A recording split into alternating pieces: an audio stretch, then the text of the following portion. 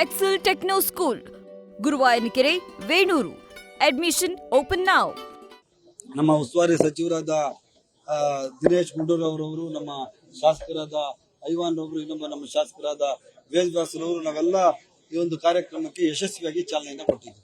ಇವತ್ತು ಪ್ರಮುಖ ಬೇಡಿಕೆಯಾಗಿ ಯುಜಿಡಿ ಇದೆ. ಯುಜಿಡಿಗೆ ಈಗಾಗಲೇ 40 ಕೋಟಿ ರೂಪಾಯಿಗಳು ಕೊಟ್ಟಿದ್ದೀನಿ.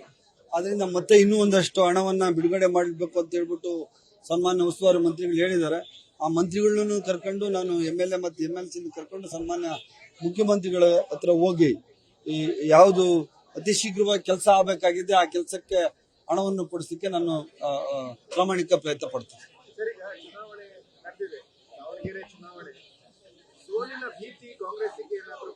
ಯಾವ ಭೀತಿನೂ ಇಲ್ಲ ಸರ್.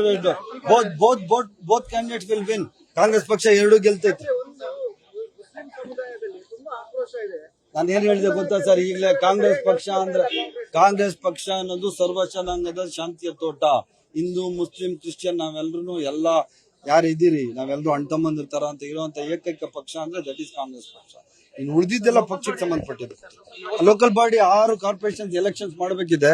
ಅದನ್ನೆಲ್ಲ ರಿಸರ್ವೇಶನ್ ಮಾಡಿಸ್ತಾ ಇದೀವಿ. ಮಾಡ್ಬಿಟ್ಟು ಹೈಕೋರ್ಟ್ ಪರ್ಮಿಷನ್ ತಗೊಂಡು ಎಲೆಕ್ಷನ್ಸ್ ಮಾಡಬೇಕು. ಅದು ಮಾಡ್ತೀವಿ. Will do it. ಅದು ಬೆಂಗಳೂರು ಕಾರ್ಪೊರೇಷನ್ಗೆ ಅದು ಇಲ್ಲ. ಈ ಉಳಿದಿದ್ದ ಕಾರ್ಪೊರೇಷನ್ಸ್ ಕೇಳಿಲ್ಲ. ಬ್ಯಾಂಗ್ಳೂರ್ ಕಾರ್ಪೊರೇಷನ್ ಮಾತ್ರ ಕೇಳಿದ್ದಾರೆ.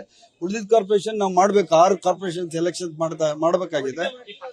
ಇಲ್ಲ ಅದು ಬೇರೆ ಇದ್ದಾರೆ. ಬ್ಯಾಂಗ್ಳೂರ್ ಕಾರ್ಪೊರೇಷನ್ ಬೇರೆ ಇದ್ದಾರೆ. ಗೊತ್ತಿಲ್ಲ ಸರ್. ಅದೇ ಈಗ ಇಲ್ಲ ಬಹಳ ದಿನ ಏನಾಗಿಲ್ಲ ಸರ್. ಈಗ ನ್ಯೂಸ್ ಫಸ್ಟ್ ನಿರ್ಭೀತಿಯಿಂದ ನಿಮ್ಮ ಪರವಾಗಿ.